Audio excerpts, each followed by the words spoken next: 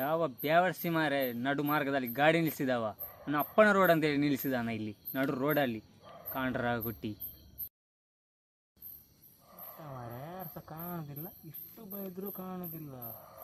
ಎಂತಾದ್ರೂ ಅನೈತಿಕ ಚಟುವಟಿಕೆ ನಡೆಸುಂಟೇ ಹೇಗೆ ಇಲ್ಲಿ ಬಂದು ಕಾಣೋದೇ ಇಲ್ಲ. ಹೋಗಿ ನೋಡ್ಬೇಕಾಗುತ್ತಾ?